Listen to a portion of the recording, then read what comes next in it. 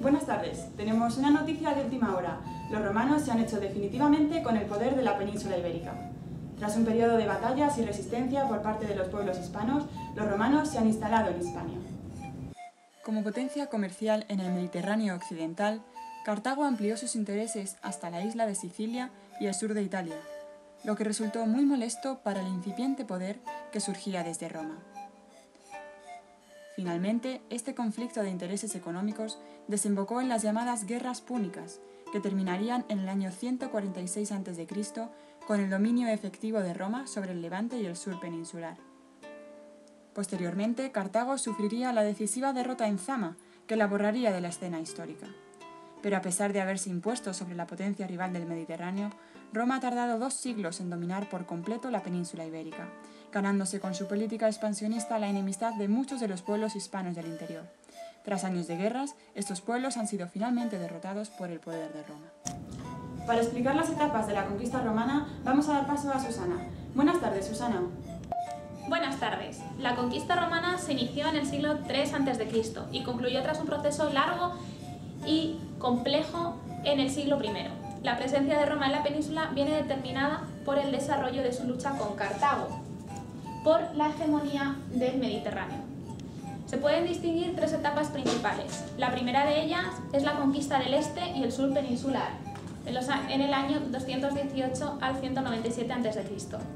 El inicio de la conquista se enmarcó en el contexto de la Segunda Guerra Púnica, guerras que enfrentaron a Roma y Cartago por la hegemonía del Mediterráneo occidental.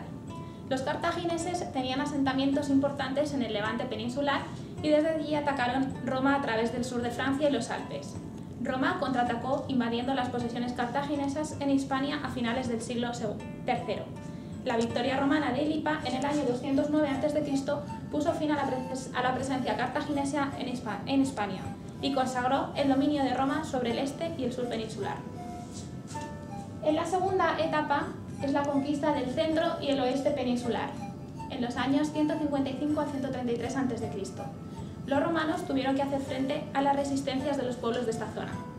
Los mejores ejemplos son las guerras lusitanas, los años 155 a 136 a.C., en las que destacó Viriato, líder lusitano, y la férrea resistencia celtíbera en Numancia hasta su rendición en el 133 a.C. La República Romana vivió diversas guerras civiles que llegaron a la península. Las luchas internas de Roma dieron lugar a enfrentamientos bélicos en la península. Un buen ejemplo es el enfrentamiento entre Pompeyo y César, en los años 49-45 a.C. Estos conflictos aceleraron el dominio romano sobre la península. Para finalizar, vamos a ver la tercera etapa de la conquista de los romanos, que conquistan el norte peninsular en los años 29-19 a.C. El fin de la conquista llegó en tiempos de Augusto, primer emperador romano, con la dominación de galaicos, astures, cántabros y vascones. Devolvemos la conexión. Además, la llegada de los pueblos romanos está suponiendo un cambio en los habitantes de la península. Sus costumbres, tradiciones, religión, lengua están cambiando. Tenemos en directo a Isabel, que se encuentra en una de las últimas ciudades conquistadas por los romanos. Buenas tardes, Isabel. ¿Qué está pasando? Buenas tardes, Ana. Como bien decías, ya es un hecho que Roma se ha instalado definitivamente en la península y esto ha provocado un cambio en la sociedad. Tengo junto a mí a una mujer hispana llamada Elena. Elena pues ahora nos va a contar la entrada de los romanos y cómo ha afectado esto a la vida de los habitantes. ¿Cómo te ha afectado a ti la entrada de los romanos a su vida? Pues aquí estamos, adaptándonos como podemos, son bastante distintos a nosotros. Y dígame, ¿qué tal lleva eso del idioma? Es un poco difícil, ¿no? Es que nuestro idioma era de origen indoeuropeo y el suyo es un poco distinto. Si tan solo hubiésemos sabido que el latín era el idioma del futuro. Vaya, cuánto lo siento. Parece sonar durísimo, durísimo. Bueno, no te preocupes, tampoco es culpa tuya. Además, no es que vaya a hablar con ninguno de esos sacerdotes. A esos sí que no hay quien los entienda.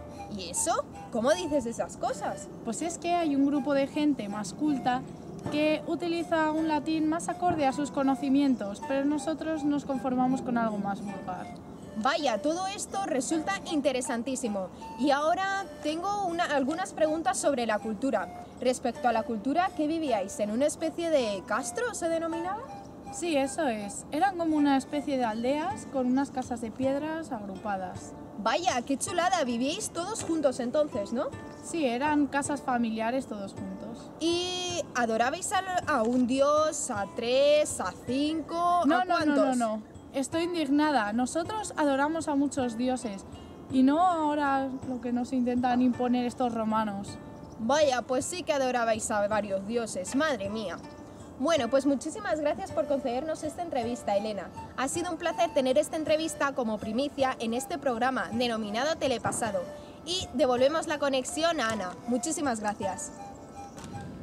Como ven, la llegada definitiva de los pueblos romanos está siendo todo un acontecimiento en la península ibérica. Nosotros nos despedimos ya. Les esperamos en la próxima edición del telediario de Telepasado con Matías Prats y la información más completa y actualizada. Esperemos que pasen una buena tarde. Hasta mañana.